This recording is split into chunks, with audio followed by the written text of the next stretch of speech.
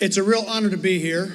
I've been a fan of Ukrainian defense technology for a long time. In fact, I tried to buy Motor Zich before the invasion in 2022. I've been a fan of the grit and the tenacity and the innovation shown by Ukrainians who rose up and really defended their country. I think one of the greatest things the government did early on is open the armories. And it seems an armed people is a free people, and it truly democratized the defense of their country. As I look at how the acceleration of and the cheapening of precision drone strikes, whether it's in air, maritime, or ground, has truly transformed war. It's transforming it at a rate that the rest of the world is vastly behind. And risks being left in a stage of irrelevance, almost to the point of an era of gunpowder and muskets versus bows and arrows. When it comes to procurement, the rest of Europe, the United States, has really not caught up. I would say the other great innovation that the Ukrainian government has done is on the procurement side, and that they've democratized procurement. When I love to hear of the command and control between all the different sectors, and they don't like to share information as to incoming targets sometimes, but that they're competing to figure out who adds the most value in the battle space is brilliant. And it really unlocks the innovation at the edge of battle where it really matters. And allowing procurement decisions to be made down to a brigade or even lower level is extraordinary. In the United States, when this war started, Ukraine was really left with a Soviet-era decision-making process, command structure, and organization of how they went to war.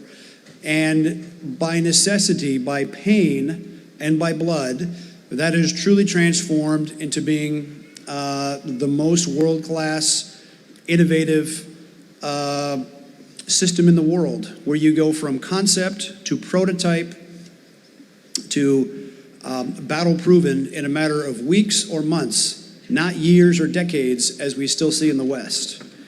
And so allowing that decision making down to the lowest level allows a lot of people to try a lot of things and to throw out bad ideas sooner instead of investing tens of billions of dollars on them. I would advocate, if the United States really wants to catch up, we need to get rid of our own congressionally mandated, very Soviet-style, very socialist acquisition system, and allow a SEAL team commander, a Special Forces group commander, a brigade or battalion commander in the Army, or a ship captain to get down to decision-making for the kind of systems they want to try and field and implement. And we also have to get away from an acquisition mentality that we're going to buy a system that's going to last for decades, and instead accept the fact that at the rate of technological progression, that system can't cost so much because it might only last for months or years. Now, there's two things a military commander does. They coordinate information and release energy. Move that ship from here to there, employ that battalion, or put that warhead on a forehead, right? Deliver precision energy onto the enemy. The cost of delivering energy in the West has gotten insanely too high. I remember early on when the war started, there was a lot of US systems being shipped into Ukraine. And a lot of those systems got shipped back because it didn't work, and B, extraordinarily expensive. I remember the analogy between a Javelin missile, which costs $150,000 per shot. It's a laser-guided anti-tank missile, goes a few kilometers. The command launch unit costs another $200,000. And the Ukrainian replacement for that was a $29,000 Stugna missile. And now you can do that same job with a $500 drone, which will get out to 15 kilometers. And with fiber, even in a 100% jammed environment. It is truly a democratization of precision strike.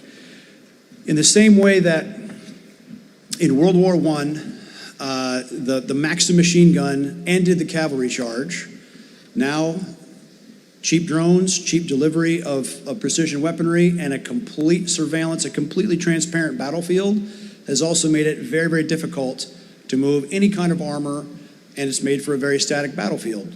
Good for Ukraine, good for the country on the defense. That pendulum is going to swing back as more and more innovation comes in air defense and in making land systems, just like a chariot would have worked 2,000 years ago, or the cavalry, or the elephant. That pendulum will swing back. But that pendulum is probably going to be driven by the kind of innovation that you're seeing at the edge in Ukraine. I'm extremely proud that I was asked to become the chairman of Swarmer, which is the first Ukrainian company to be listed on the US stock market, on the NASDAQ. We had a fantastic IPO. The US market has reacted very positively to the kind of innovation that we see from Ukraine, and I'm here, headed up to Kiev, again to look and to interview companies and to figure out the right technology with the right entrepreneurs, to license it, to partner, and to bring that technology to even greater scale to help deliver the West low-cost energy. The other surplus of capability that Ukraine has is in hundreds of thousands of very capable veterans.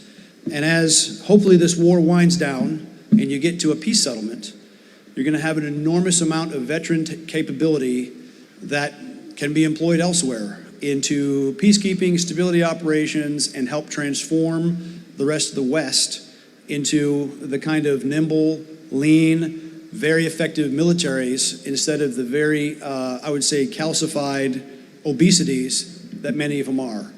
And so please be careful as you draft, and you should draft, proper private military contractor type rules, the kind of policies.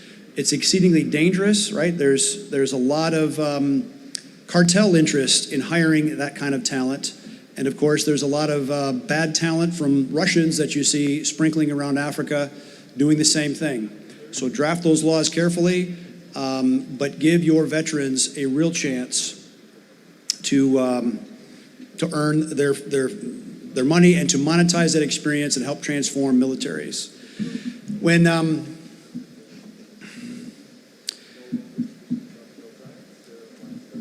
as I see the U.S. weapons that get shipped here, and again, a lot of them go back in the boxes, it is a very telling case. The U.S. still has started to transform with the drone dominance program, starting to run competitions, but again, we have a very